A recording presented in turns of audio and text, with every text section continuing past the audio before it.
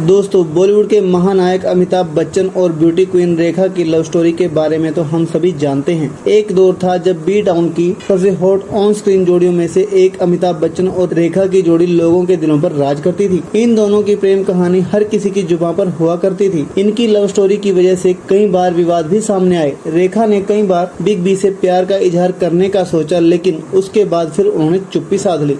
ये आपके साथ कौन सा भाई थे? भाई हमारे दोस्त हैं, हम निवाला, हम प्याला, हम ख्याल, नाम सिकंदर है। इस कोठे पे लोग चोट खा के आते हैं या चोट खा के जाते हैं।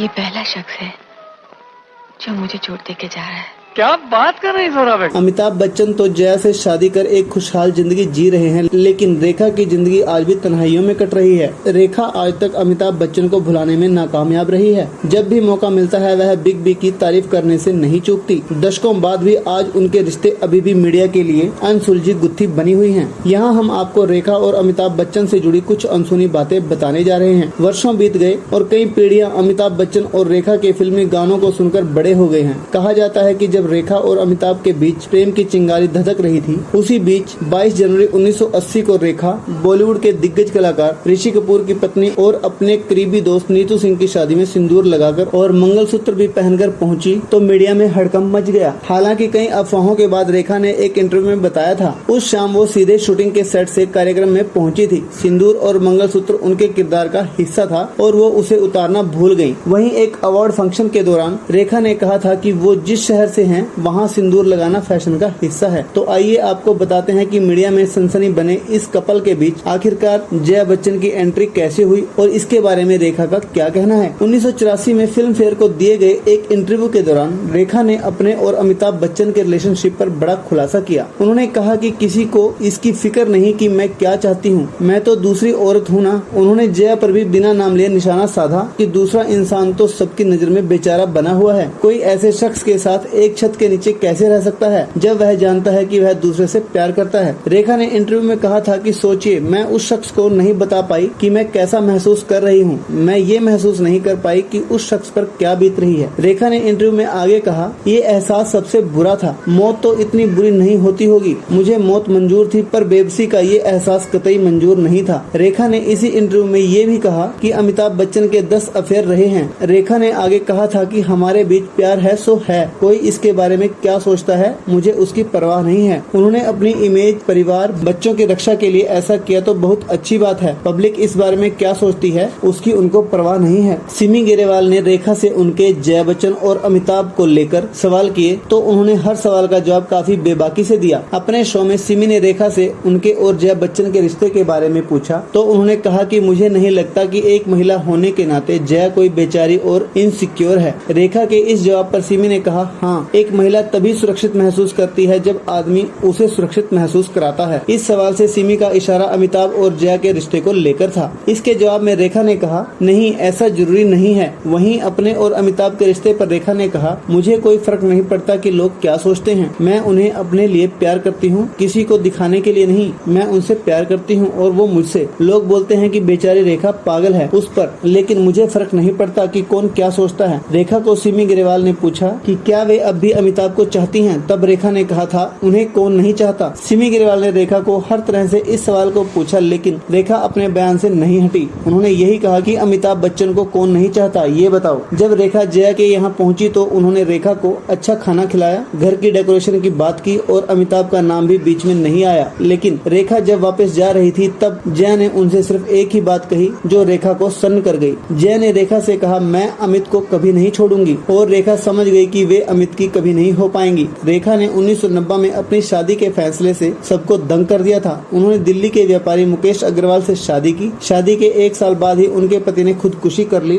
और रेखा फिर अकेली रह गई। 2008 में एक बार फिर रेखा ने सबको हैरान कर दिया जब वे एक अवार्ड समारोह में सिंदूर लगाकर पहुंची थी। 2009 के समारोह में अमिताभ भी पहुंचे थे, लेकिन वे रेखा से नजरें चुराते भी दिखे थे। रेखा ने एक इंटरव्यू में कहा था कि जैसे पूरा देश अमिताभ से प्यार करता है वैसे ही वे भी करती हैं। फिलहाल इन दो बड़े बड़े सितारों की अधूरी प्रेम कहानी भले ही पूरी न हो पाई हो और दोनों अपनी जिंदगी में आगे बढ़ गए हों, लेकिन रेखा के मन में अभी भी शायद कहीं न कहीं अमिताभ ही बसते हैं। वहीं अमिताभ जया बच्चन और अपने पूरे परिवार के साथ बहुत खुश हैं। तो आपको ये हमारी स्टोरी कैसी लगी हमें कमेंट करके बताना न भूलें और साथ ही हमारे चैनल को भी सब्सक्राइब कर दें। धन्यवाद।